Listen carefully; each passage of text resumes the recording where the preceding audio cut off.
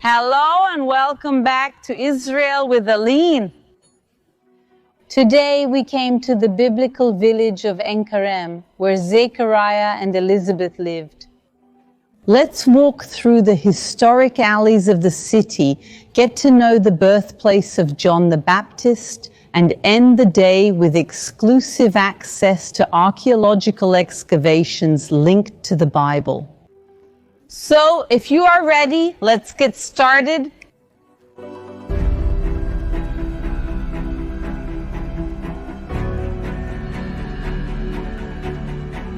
We are walking through the alleys of Enkarem, and it feels like we are taking a trip back in time, because this village is really very quiet and peaceful.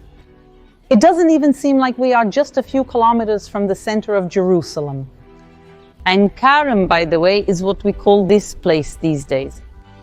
But if we had arrived here in biblical times, it was mainly known as Beit Akarim. So now I want to invite you to take this journey back in time with me and understand why Zechariah and Elizabeth lived here and not in Jerusalem.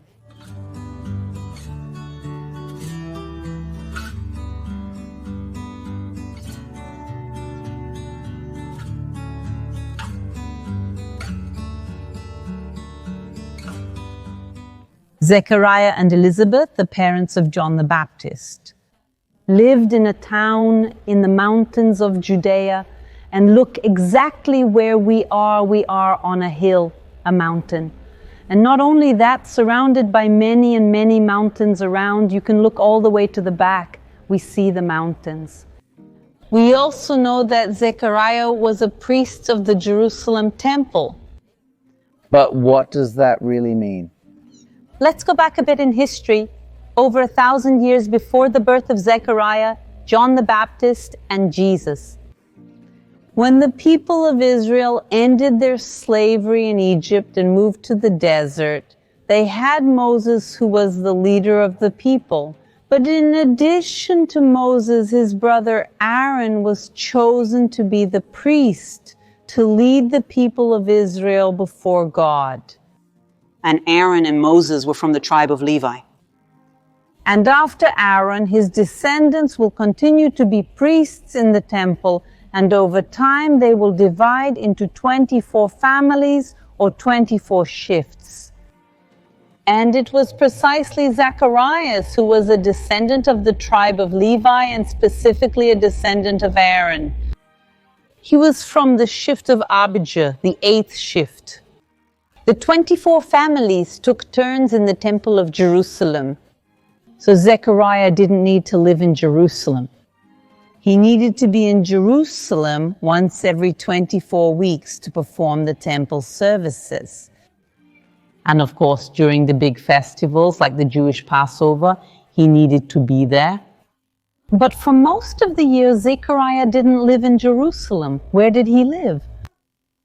In the mountains of Judea, and so it makes a lot of sense to live here, that on one hand you can be in a quiet, calm and pleasant place with the air here from the mountains, but on the other hand Zechariah was still close. We are approximately 8 or 10 kilometers from the biblical part of Jerusalem, which is the old city. So Zechariah probably lived here for a good part of the year.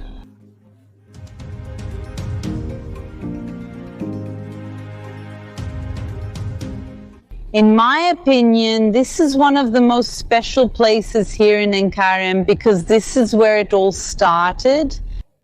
When in the Canaanite period, people decided to start living here, specifically in these mountains, one of the first things they needed was water. Water to give life, to survive here in this region. And so when they found this spring here, the spring that is called Enkarem, in Anasente Enkarem is from the vineyards, they literally built the city around this water source. Let's take a closer look at it. When in the biblical period it was decided to build a new village or a new city, several factors were needed. We've already discussed one of them, water.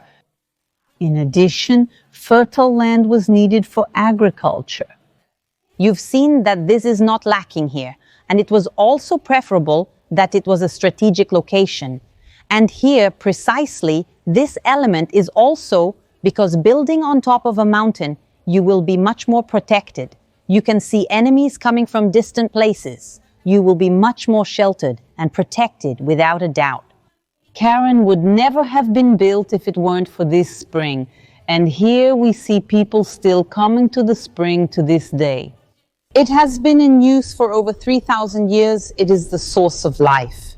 Of Enkarem, however, a little over 2,000 years ago, during the time of the Second Temple of Jerusalem, the city was growing and they needed more water, so they expanded this place. Guys, don't be fooled. The spring, this is not the spring. It's inside there. And 2,000 years ago, they dug this tunnel, expanded the water outlet precisely to have more water flow, to have more water and more life here in the city. Except for this part here, this arch, everything else was here already when Zechariah was in the city. But this fountain is not called Zechariah's fountain. Instead, it is called Mary's fountain. What is the connection of Mary and Jesus to this place? We know from the Bible itself, from the book of Luke, that when Elizabeth was pregnant, her cousin Mary came to visit her. So imagine what was happening.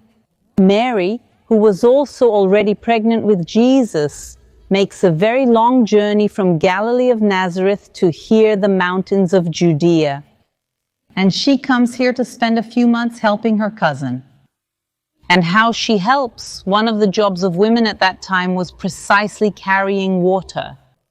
Isabel, who was in a more advanced pregnancy and also at a much older age than Maria, probably it would be very difficult for her to do this work. So Maria could come here to fetch the water and take it to her who was pregnant with Jesus. For Isabel, who was pregnant with John the Baptist, and also for Zacharias. So because of this, even to this day, locals call the spring Maria. And also, folks, we're going to take advantage here to wash our hands as well in this so historic water. Come with me.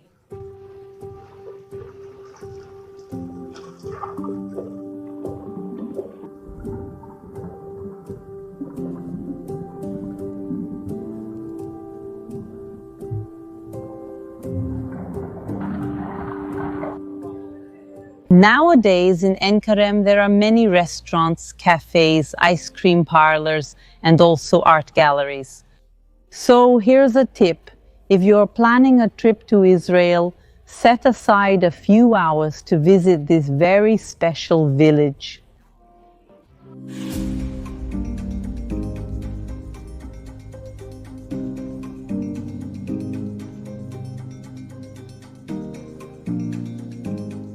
The name of this church that is written right up here is Sanjon Baarim. Baarim is a Hebrew expression that means in the mountains. So the name of this complex is John in the mountains. And the question is why? Because John's life, his birth and his childhood happened in the mountains of Judea. In contrast to his public life, when he was baptizing, he was in the desert of Judea. So when we talk about John, we talk about two phases of his life. His childhood in the mountains where we are, and also later his adult life in the desert of Judea. And when we come here to talk about the story of John the Baptist, the story doesn't actually start with him. The story begins a little earlier. Notice that here on the walls there is a biblical verse. This here is chapter 1 of the book of Luke, written in many languages. We see in Amharic, the language of Ethiopia. Here in the language of Sri Lanka, we see Japanese. We keep seeing here the amount of different languages. Portuguese is also present here. Let's dive deeper to showcase the Portuguese language.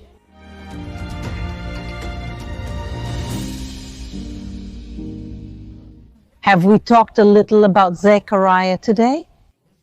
Zechariah was a priest in the temple of Jerusalem, And just when he was in the temple performing the incense service, the angel Gabriel came to him and announced to him that he, even with his advanced age, and his wife too, who was already an older lady, they will have a son, and this son will be called John.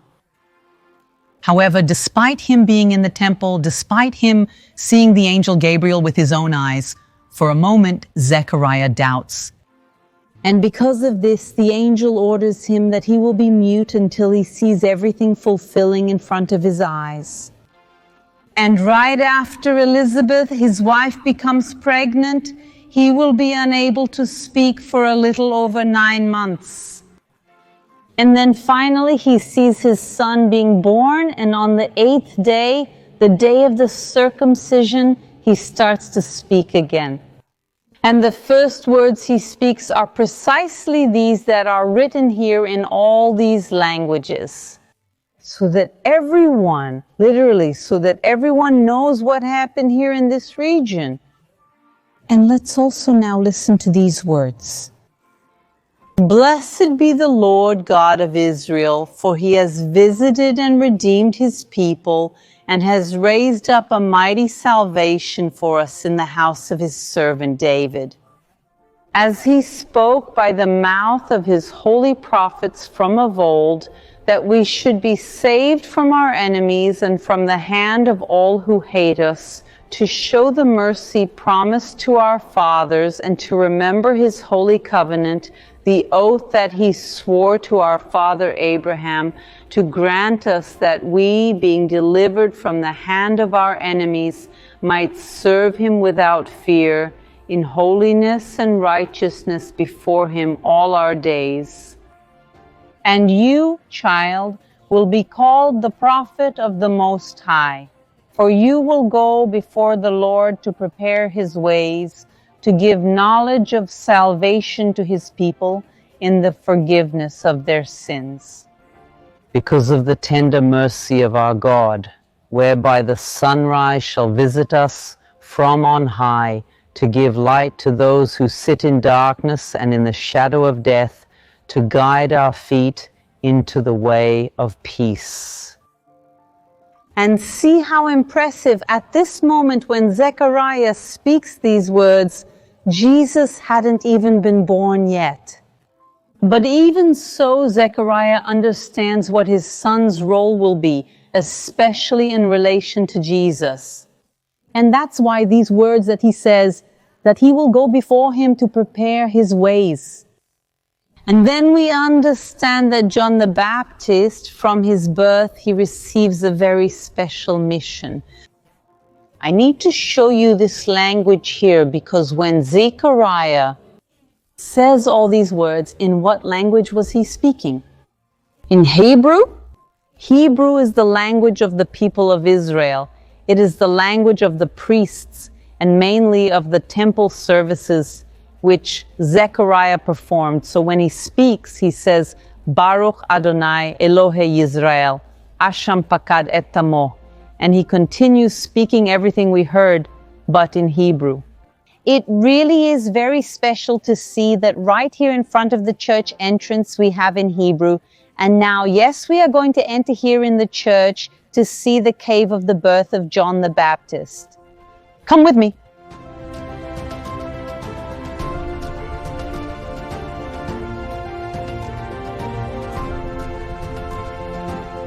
The first question that has to come to our mind is, how can we really know that this place we are going to enter, the place we are going to see, is the place of the birth of John the Baptist? And for that we need to use archaeology here, and a bit of it we already see down here.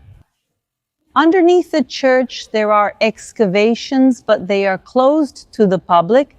And today we will have exclusive access to show you, and we will use archaeology to find out if this place is real or not.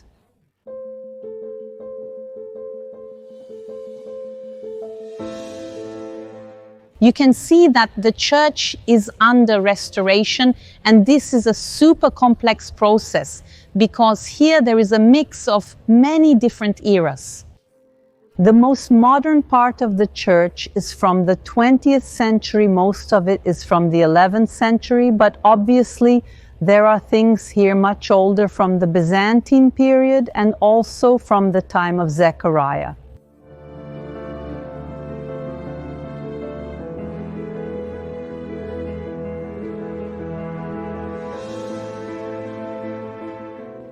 It's quite strange to be in here, especially with the church dark and under renovation, but the most important part, which is the original part, is untouched. Look up here, we can see an original cave.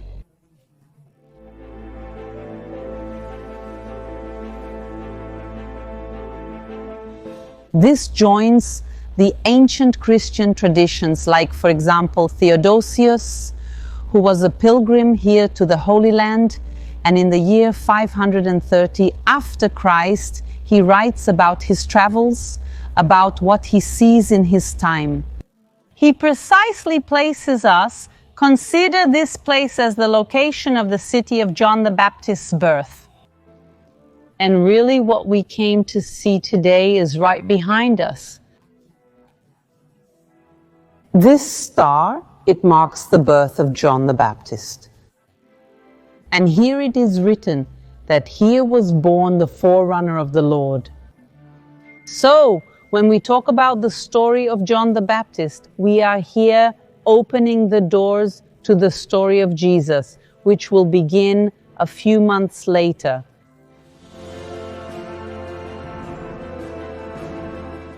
And now we are going to explore the archaeological excavations that are hidden here. They are not open to the public, and we are going to have a unique and special access today, things that you really only see here in Israel with Aline. Come with me!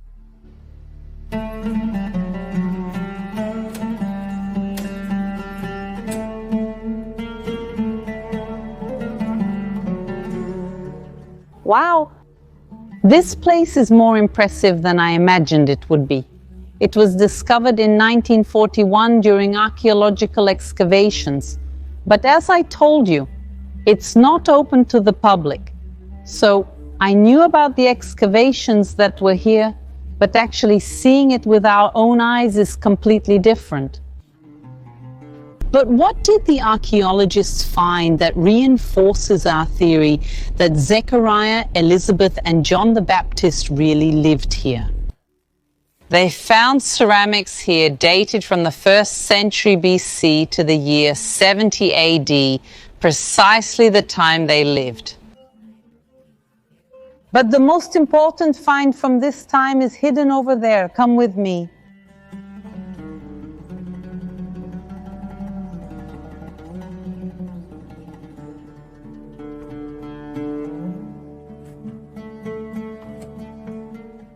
You can clearly see the steps here.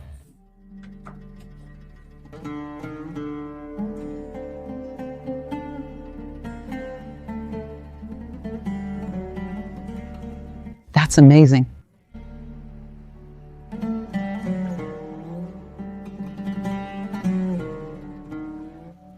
Oops. Well, the place isn't open to visitors, so it's not super well prepared. But now I want to ask you, have you been able to understand what this place is? They are stairs that go down and seem to lead nowhere. What is this building? This is a mikveh. It's a Jewish ritual bath. Before people went up to the Jerusalem temple, they needed to purify themselves. And especially the priests, like Zechariah, needed to be pure. It was common for priests' houses to have mikvehs. And this mikveh, this Jewish ritual bath, was dated exactly from the time Zechariah lived. So from the archaeological findings, we see that people lived here, and even more that it could really be the place of a priest. So maybe Zechariah, right in this place, he purified himself before going to the temple.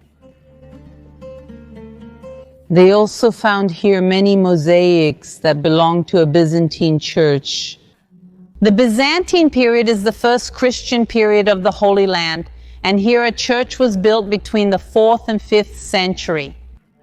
And this shows that not just people lived here in the time of Zechariah, but at the first opportunity, Christians built a church here, a place of worship.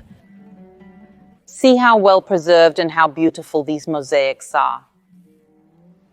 And see where we are, this grid, we saw it from above, just before the entrance of the church, so we can see that we are exactly in the same place. And the question is why the Christians from the Byzantine period chose exactly this place to build a church. We can't be sure. But tradition says that this was exactly the house of Zechariah, Elizabeth, and especially the birthplace of John the Baptist. For example, in the year of 940, Eutychius of Alexandria writes the book called Book of Demonstration, and he calls this place Beit Zechariah, literally the house of Zechariah. So even though we saw a relatively modern church up there, we can see that it is built on a lot of tradition and especially on archaeology. And these are the amazing things about the Holy Land. Even living here for so many years, we have already made, I think, 400 videos here on the channel. And yet we can show unprecedented places, really unprecedented for me too. It's exciting to be able to learn more and more about the archaeology and history of the holy places here in all of Israel. And I hope you enjoyed today's video as much as I did. A hug for everyone and see you next week.